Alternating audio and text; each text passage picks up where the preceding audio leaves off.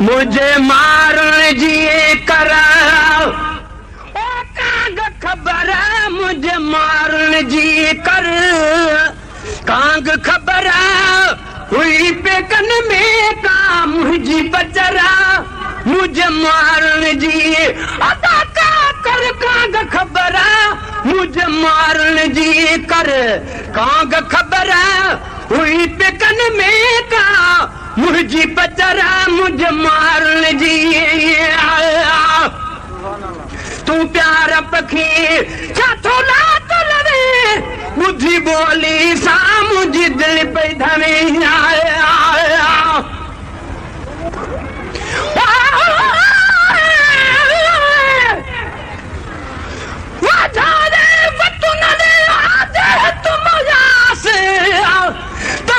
मुझी सुमरा किज पामरन पास ज्यादा दाने ढेह जी मंझा बलरिंग वाज तो मोया जी जियास तबुन जामर मलीर दे आया तू प्यार पखी साथो लात लमे बुद्धि बोली सा मुझी दिल पे धमे वडे वेड़े अंदर जही वेल बने वो वडे वेड़े अंदर जही वेल बने डिठई जायूं पटूया कखामा घर मुझे मारण जी अदा कर कांग खबर मुझे मारण जी कर कांग खबर हुई पेकन में का मुझी बजरा मुझे मारण जी कर जद मुझे दुखने जो हाल करी खिला खबर बुझी कि न रोदा दिठाई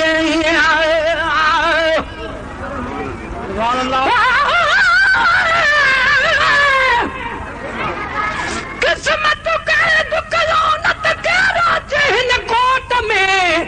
आने लिखे लो हजा हंद देखारियो ही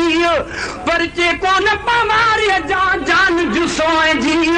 राजा राजी थी तो मार मिले मार जद मुझे दुखने जो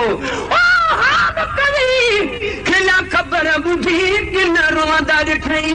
भला अबान छा कुछ बियो बिचारी भला अबान छा कुछ बियो बिचारी ओ दिसी मुखे सबई दस मुखे सबई उहे अंगा अखर मुझे मारण जी अदा कर कांग खबर मुझे मारण जी कर कांग खबर हुई पेकन में का मुझी बजरा मुझे मारण जी गर गाल सची मूसा नाल धड़ी तोखे वेड़ी चने जी छर समवणी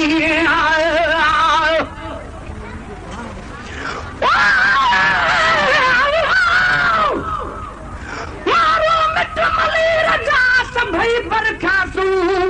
सौखिया भाया सबको औखिया तू ही तू मोला मथा मुंदड़ो मलाह जुबाज जो कर गाल सची मूसा नाल धड़ी तोखे वेड़ी चने जी थर समवणी कर गाल सची मूसा नाल धड़ी तोखे वेड़ी चने जी थर समवणी कहे कूकू कयो मुझो नाम खणी कन कूकू कई मुझो नाम खणी केड़ी माल उथे उतो साहे पर मुझे मारण जी कर कांग खबर मुझे मारण जी कर कांग खबर हुई पेकन में का मुझी बजरा मुझे मारण जी कदई दांगना मुझा साग सजना मुंह मादी मुठिया सामू बमिलन आया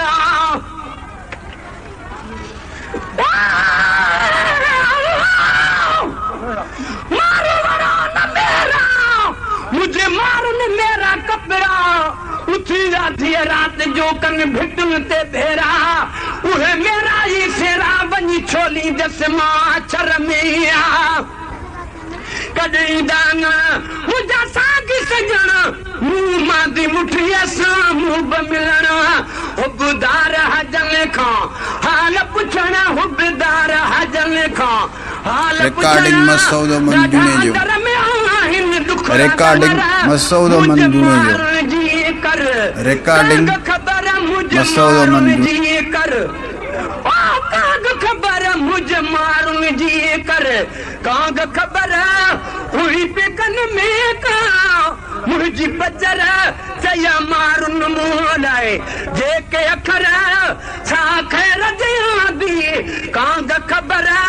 चया मारून मोलाए आ जेके अखर चया मारून मोलाए जेके अखर छा खबर दी छा खैर दिया दी कांग खबर